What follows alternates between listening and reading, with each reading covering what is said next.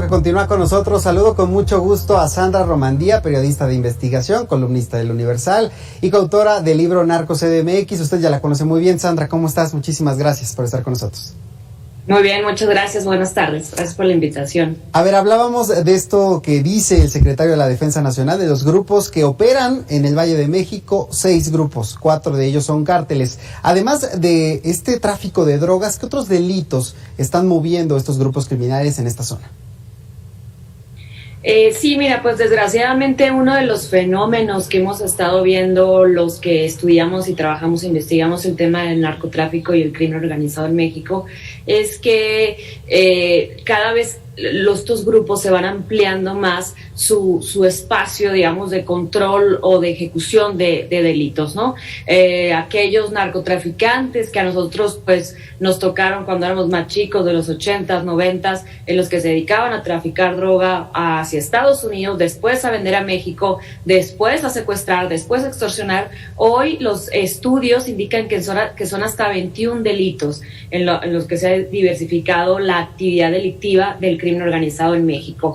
Y esto no deja fuera, por supuesto, ni al Estado de México ni a la Ciudad de México, donde en los últimos 8 años han crecido de manera exponencial los grupos del crimen organizado. Como bien dices, algunos son grandes cárteles con conexiones transnacionales, algunos otros son, les han querido llamar pandillas, en realidad son células mucho menores que tuvieron relación o tienen relación con otros cárteles en cuanto a la cadena de producción, en cuanto a la cadena de abastecimiento o de tráfico, pero no dejan de ser grupos, pues desgraciadamente muy peligrosos. ¿A qué se dedican? Pues insisto, son delitos contra la salud que abarcan los temas relacionados a las drogas, pero también secuestro, cobro de derecho de piso, extorsión, trata de personas, invasión de predios, piratería y en fin, y así se van se van aumentando el número de delitos según la zona, y pues desgraciadamente Estado de México y la Ciudad de México esto se está presentando cada vez más. Sandra, ¿cuáles son los recovecos que encuentran estos grupos criminales para crecer tanto, para crecer de esta manera, sin tener dificultades y pasar desapercibidos incluso por las autoridades? Desapercibidos entre comillas, por supuesto.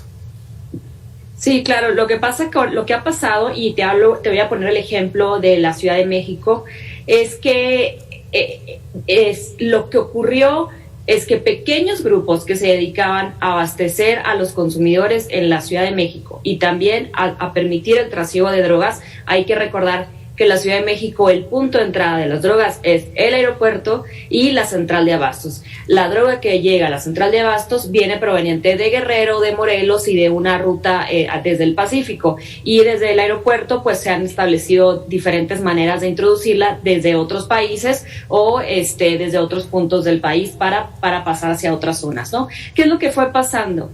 Que los grupos de narcotraficantes o grupos de dealers, a lo mejor podemos decir que sí empezaron en pequeño y se fueron haciendo grandes, fueron corrompiendo a las policías locales y fueron minando las estructuras de una manera que lograron tener raíces muy profundas en las estructuras de policías, de los funcionarios que deberían de cuidarnos, hasta que de pronto se descubrió pues que es un monstruo de 1000 cabezas que opera en total impunidad bajo la corrupción y la colusión de policías que deberían de estar en atención a los ciudadanos, ¿no? En los últimos años esta corrupción ha crecido tanto que ya les es fácil, si ven que pueden vender droga, que pueden transportarla, que pueden pagarle al policía para que incluso los escolte. Hemos visto casos para llevar armas, para traficar armas. Por supuesto que se les hace fácil, como en el centro de la Ciudad de México, llegar a invadir predios para venderlos después o para volverlos casas de seguridad. Llevar a cabo trata de personas, que son chicas que provienen de otros países y que las explotan sexualmente, entre otros delitos. Insisto, cuando el delincuente o el grupo de delincuente se da cuenta, la banda, de que puede corromper a la policía, que no le sale tan caro, pues dice, si ya lo corrompí por un delito, pues los corrompo por mucho más, que me genere más flujo de dinero. Claro. Oye, escuchábamos estas declaraciones del secretario de Seguridad, Omar García Harfuch, donde dice que sí, el Cártel Jalisco Nueva Generación opera en el Estado de México, en municipios colindantes con la capital del país. Sin embargo, no están establecidos propiamente estos cárteles en la Ciudad de México. ¿Es más rentable operar desde afuera, pero usar a la Ciudad de México como este centro de distribución, de recepción de la droga? Fíjate que la Ciudad de México ha sido como una excepción o un espacio muy difícil para que entre el cártel de Jalisco Nueva Generación. Lo hemos documentado, el cártel de Jalisco ha tratado de entrar de diferentes maneras, desde la Gustavo Madero, desde el sur en alianzas con el cártel de Tláhuac, por ejemplo, y en el centro directamente, que es donde está la ebullición de los delitos aquí en la Ciudad de México, formando este grupo que se llamó en su momento la Antiunión, que llegó para combatir frontalmente a la Unión de Tepito, que ha sido pues el más fuerte y el más poderoso del que tenga, pues que haya memoria en la Ciudad de México, ¿no? No lo ha logrado, por eso digo que es un caso excepcional. El cártel de Jalisco funciona corrompiendo bandas pequeñas en los estados a donde entra, por ejemplo, lo ha hecho en el Estado de México, detecta quiénes son los delincuentes del pueblo o los delincuentes de la ciudad, hace algunos acuerdos con ellos, los entrena, les da armamento y así es como entra. En la Ciudad de México, evidentemente, como dices, se ha mantenido el cártel como de manera periférica, sin todavía lograr tener un dominio completo de sectores o colonias o alcaldías. Uh-huh. Oye, Sandra, ¿necesariamente implica violencia la presencia de una célula criminal en algún municipio, en alguna entidad? ¿Qué tanto control, por ejemplo, en la capital del país, en el Estado de México, tienen estos grupos criminales en estos procesos electorales, por ejemplo, que acabamos de pasar? Pues mira, tienen características distintas. Nosotros vimos cómo en el Estado de México, por ejemplo, Morena pues tuvo que denunciar que en 11 municipios del sur del Estado de México era imposible hacer campañas porque habían amenazado a los candidatos, es decir, ahí el crimen organizado estaría actuando frontalmente y sin ningún tipo de pudor, amenaza directamente a los actores políticos. Hay otras zonas, por ejemplo en Valle de Bravo, donde un grupo armado se llevó a la contrincante de la alianza PAN-PRI-PRD para pedirle que ya no hiciera campaña y dejarle hacer campaña, digamos, de alguna manera a Morena, ¿no? Ese fue otro caso muy sonado. Y en el Estado de México especialmente fue muy claro los momentos de violencia, irrupción y amenazas. En la Ciudad de México es un caso distinto.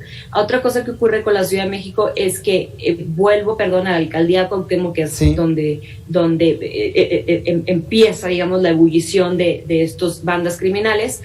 Ellos están un poco más coludidos con la policía entre grupos de ambulantajes, lo hemos visto, hay algunos líderes que están actualmente en la cárcel acusados de pertenecer a estas cadenas de extorsión del crimen organizado dentro del centro de la ciudad, y podríamos decir que actúan de una manera un poquito más camuflajeada, pero que sin duda tendría que investigarse si de alguna manera tuvieron algún rol en este proceso político, ¿no? Sabemos que en la Cuauhtémoc, por ejemplo, el ambulantaje tiene un peso mayúsculo, los líderes, sí, los grupos son en realidad un capital político y están divididos en dos. Uno es los que históricamente han estado del lado de Dolores Padierna y otros son pues los que han estado de Diana Sánchez Barrios y Alejandra Sánchez Barrios, una de ellas ahora en la cárcel y la otra buscada por la justicia por las mismas razones. Entonces las características en ambos territorios son distintas, pero sin duda se tendría que no dejar ahí después de las elecciones y seguir investigando si de alguna manera hubo injerencia de estos grupos,